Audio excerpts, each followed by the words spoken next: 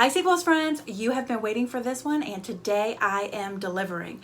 My goal with this video today is to let everybody who is a beginner reseller or maybe a veteran reseller feel empowered to attempt to sell vintage clothing. So I'm going to talk a little bit about what vintage clothing is, what to be on the lookout for, and also give my top 10 tricks for identifying vintage clothing. This one is going to be a really good one, guys, and you don't want to miss it.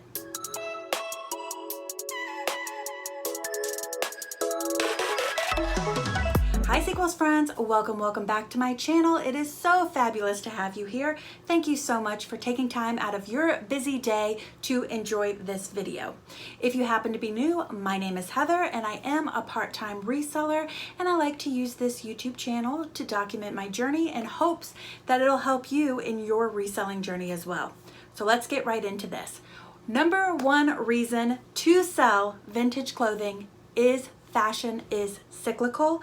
Fashion has always been influenced by history, and I believe it always will be.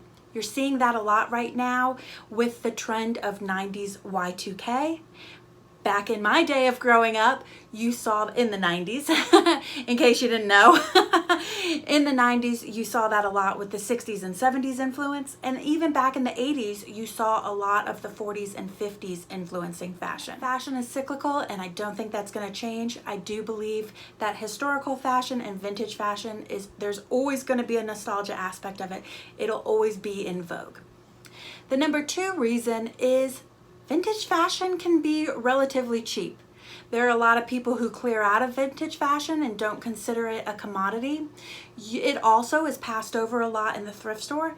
And if you're a Goodwill shopper, it's passed over so much in the thrift store that you tend to find a crap load of it even in the bins. Estate sales are a great place to find it. There's just so many places where people are just basically looking to just get rid of it and get rid of it at a good price. So your cost of investment when it comes to vintage clothing is quite low. The third reason that I love vintage fashion is that you can find vintage clothing in both rural and metropolitan areas. I've been a vintage fashionista girl since I was in middle school. I'm the only kid in middle school in the 80s trying to wear my mom's friend's bell bottoms to school and getting totally made fun of for it because I thought they were so cool. So I have been into vintage fashion for quite a long time, and I've lived in many rural as well as many metropolitan areas. In high school, I lived in a very rural area, and it was so easy to find vintage fashion. In my adult life, I've lived in mostly metropolitan areas, still have not had any trouble finding vintage fashion. And right now I live in Western North Carolina. I live in Asheville, which is a very reseller heavy area and is also an area where a lot of people appreciate vintage fashion. And let me tell you, I still have no problem finding it in this area. And the further west or north that I go to where it's even more rural, still no problem finding it. So if you are in an area where you seem to have trouble sourcing hot trends or higher value items, you may want to consider vintage. And the last reason, which you've probably seen me talk about in a lot of my videos, is vintage clothing seems to have a higher out the door average sale price. You tend to make a bit more money on it, especially if the quality of it is good, as the quality of a lot of things from the past are a little bit better than they are currently. So the quality of it's good, and then also it could be considered more of a rare commodity, so a lot of times you can price up for that. I have started to convince you of why you should consider the vintage market. I know it can be a bit overwhelming to people who haven't been into the vintage market their whole life, but I'm telling you, if you just pick a few categories, just listen to this video, make a couple of notes for when you're outsourcing, and you'll really start to feel comfortable with it in a short period of time. So let's talk about what the hell is vintage. So vintage right now is considered anything that is 20 years or older. So we're in 2022, so I would technically say anything before 2002 would be considered vintage. A lot of times when you hear people talk about vintage, you'll also hear the words retro and antique. So while this is a vintage video, I did feel it's worthwhile to give you a bit more description of what those words mean. So antique is just anything that's 100 years or older. So anything that was produced before, what's that, 1922 would be considered antique. Retro is basically a catch-all for anything that is new. So that means 2002 or newer that has vintage vibes. So you'll find this a lot when you're out thrifting, especially now with 90s and Y2K things being popular, which is why you'll really want to continue watching for my tips and trips. That's why you'll want to really continue watching for my tips on how to be certain that something is actually vintage, because a lot of times when you're hunting the aisles, you'll see retro stuff and it'll get you all excited, and then you'll pull it and you'll be like, dadgum, that's retro, it's not vintage. So those are important terms for you to know. Oftentimes the look of a piece, like I was just saying, is what encourages you to pull it out of the rack. So it's really important to kind of have an overall feel of what many decades are. Now I'm gonna go back and give you just super brief. I mean, you could do a video on every single one of these to go into more detail, but just a very super brief by the decade kind of fashion trends for that time period.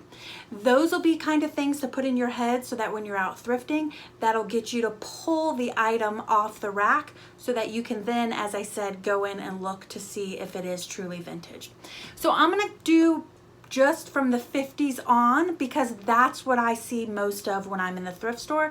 I don't tend to find things 40s and earlier, and when I do, they're much fewer and further between. So let's start with the 50s. 50s, you know, it's that hourglass silhouette. Rockabilly, you see that greaser styling and pin-up styling. Again, these are trends that you see a lot of people that currently wear now. So these are definitely things to be out on the lookout for. 60s is such a weird decade because it kind of had, well, so are the 80s and 90s. It kind of encompasses so many different things and had a vast change throughout it. So it really started out with this mod kind of beatnik personality that then ended up moving into more of what you think of as the peace, love, hippie movement. The 70s, and again, you'll notice that these trends, while we put dates on them and call them the 50s, 60s, 70s, 80s, there is definitely overlap. A lot of times I go back and I look at what I consider 80s fashion, and it'll be from 92. So there is a bit of an overlap there. So do be conscious of that when you are dating things. Back to the 70s. So it still had this boho hippie influence, but then we also went into disco. Our whole greaser thing becomes like punk rock, glam, and you see a lot of sporty influence. Moving into the 80s, oh my gosh, you could say 1,000,001 things about the 80s, but I'm going to say the punk turns into goth and the sporty stays. But then you have this whole like super preppy thing going on. You have this whole business thing with the structured shoulders going on. You have a very trickling of hip hop influence in things, and really like the teenage fashion and the children's fashion even start to take on a look of its own. I mean, you have neon, you have acid wash. There's just so many things going on in the 80s. And this is probably one of the categories that is the easiest for me personally, that I think that is identifiable when you are outsourcing. And then last up is the 90s, because I'm not really going to talk about the aughts, because you really have to be 00 to 02 to be considered vintage. So we're just going to talk about the 90s next, and that is another catch-all kind of decade. So again, I do have multiple pictures to kind of give you an idea, but you have this kind of like still preppy business thing that transitions into the 90s, but then there's this whole minimalist movement that happens, and then you have that grunge movement that kind of takes over the gothy movement.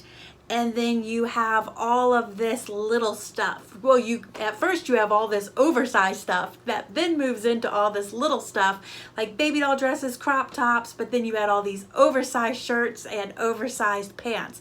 So it encompasses a lot of things. Talking about all of those decades also gives you a wonderful amount of keywords to consider when you are listing items that are vintage.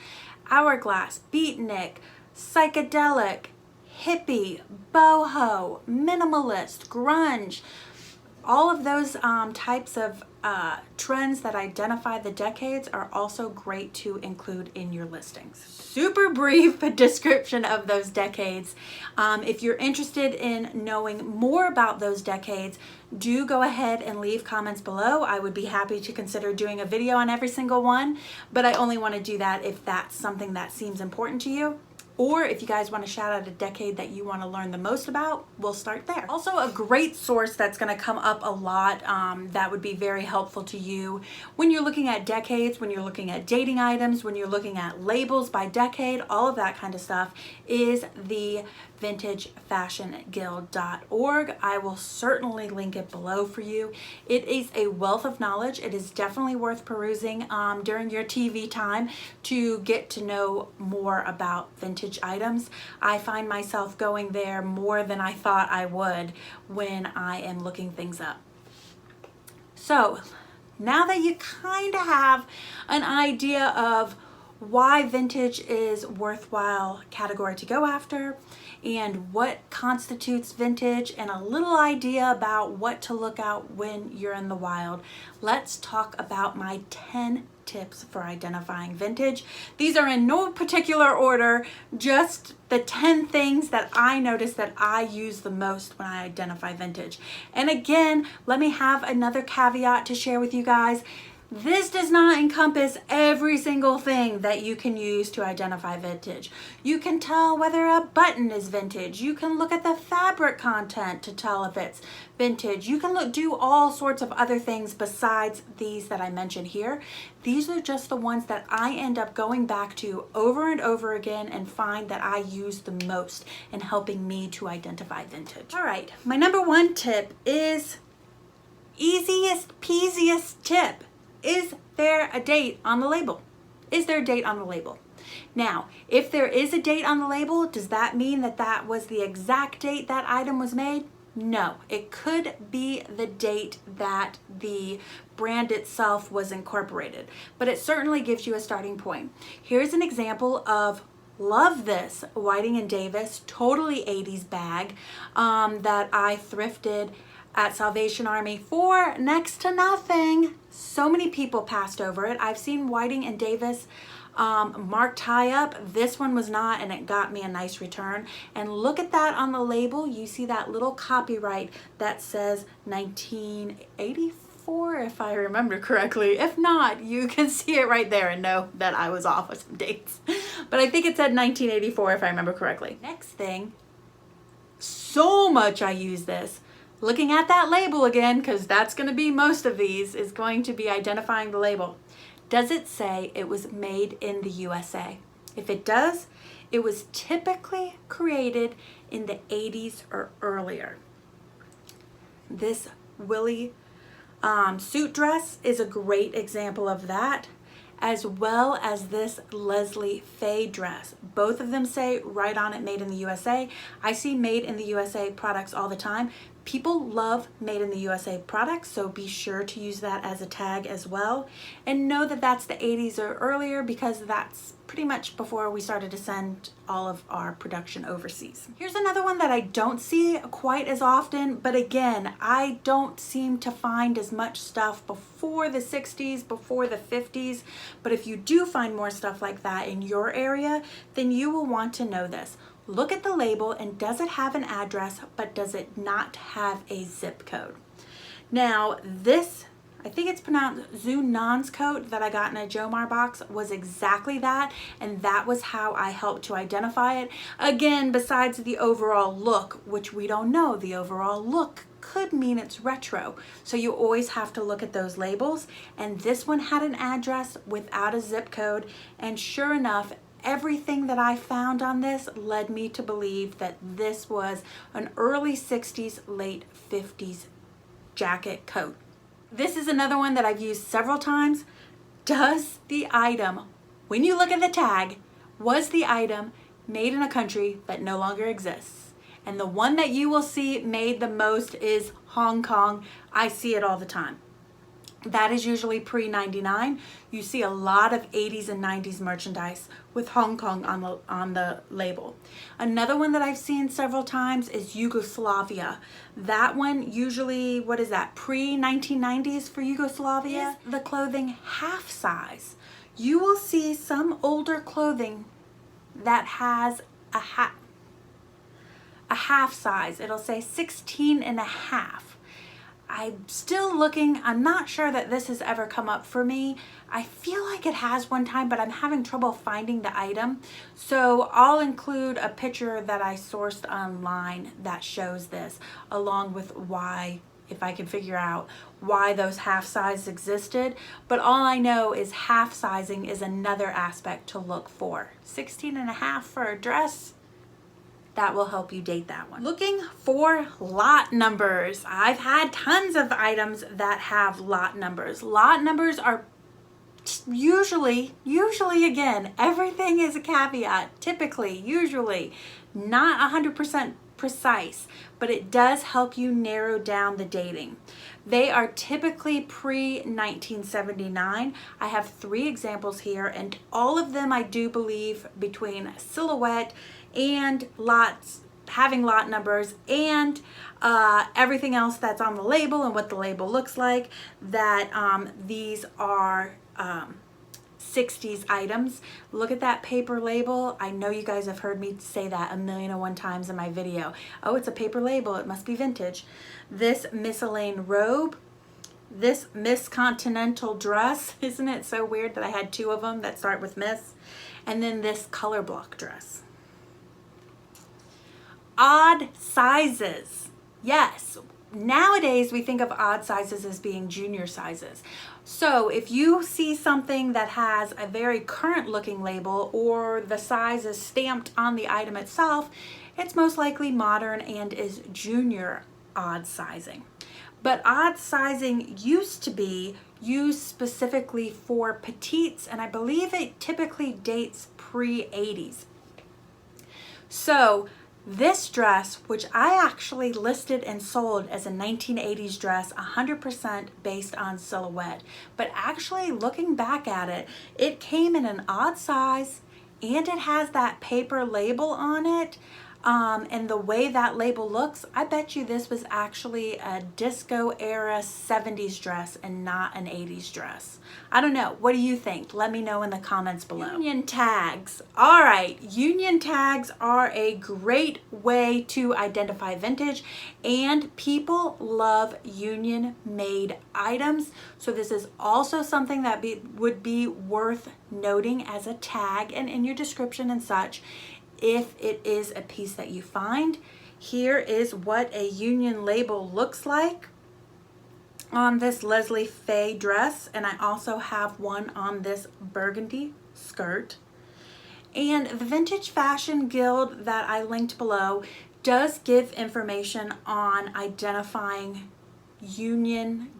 identifying the decade an item was created based on union labels. But I gotta tell you, my go-to every time I pull an item that has a union label is Sammy D Vintage Blog. I will list that below as well if you want to go ahead and use that. I think her descriptions and details about how to identify the decade of the union label are much more in depth, and I find that her blog has helped me a lot more in doing that. Another tip is to look at the zipper. Metal zippers were typically pre-1963, and this Pucci-esque knit top that I got in the bins for like $1 and sold for a ridiculous amount has a metal zipper, and that is one of the ways that I helped, because it had no tag in it, to identify that it was truly vintage and likely 60s merchandise. And again, because it had no tag in it, I also included in the description, likely from the 60s because it has a metal zipper. So you can be confident that a lot of the vintage customers know what they're looking for. And if they can't see the label themselves, then you do want to disclose that. Also, you want to take pictures of those labels. I can't tell you how many times I come across vintage items online, or especially on Depop because they only have 4 pictures that do not show the labels. Those vintage buyers a lot of times know exactly what they're looking for. You want to show those labels. And then last up are seams. Yes, seams. Just looking at the seam can help out a lot. I have done this with several items and it has helped me date. Usually zigzags or like pinking shears, the zigzag scissors are pre-50s. You'll also find some French seams. I'll put an example of a French seam here. Those are usually pre-40s. Yes, pre-40s dating. I haven't really found any of those. And both of those things also, in addition, are a lot of times handmade, homemade items, which handmade, homemade, as well as handmade, homemade vintage do really well. So if it doesn't have any tags on it and it has those features, a lot of times I will just denote that I think that it's possible that it's handmade. Also with seams, serging. Serging became popular in the 60s, so you'll start to see that if it has a serging seam, it's usually 60s or newer. So much stuff to unravel and absorb there, so that's why I tried to keep my tips and tricks down to just 10 identifiers. But I gotta tell you guys, I really think that this could become a series. If you guys are interested in learning more about vintage, then I'll definitely like to share more about vintage on this channel.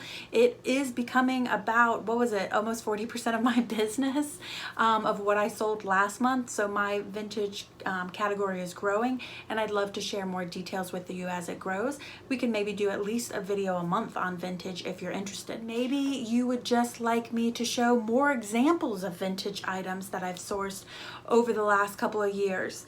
Or maybe you'd like to see a monthly haul of all the vintage items that I get, just so that you can learn more about the silhouette, the labeling, and maybe talk a little bit more about why I picked it and why it was vintage, or why I considered it vintage and why I dated it the way I did. If any of that sounds like it would be helpful to you, let me know what you're interested in learning about, and we will definitely add some more vintage videos to this channel. Thank you guys so much for watching. I really, really do appreciate it. I hope you guys have a fabulous weekend and a wonderful week, and I'll see you next Friday with some more reselling content. Bye. Vintage clothing can be found in both rural and metropolitan areas. And as somebody who lives in a fairly rural area, a lot of the trendier or higher priced items may already be picked over. I also, living in Asheville, live next to a shit ton of resellers who may be going after more trendy items. Why do I feel the need to explain everything way too much?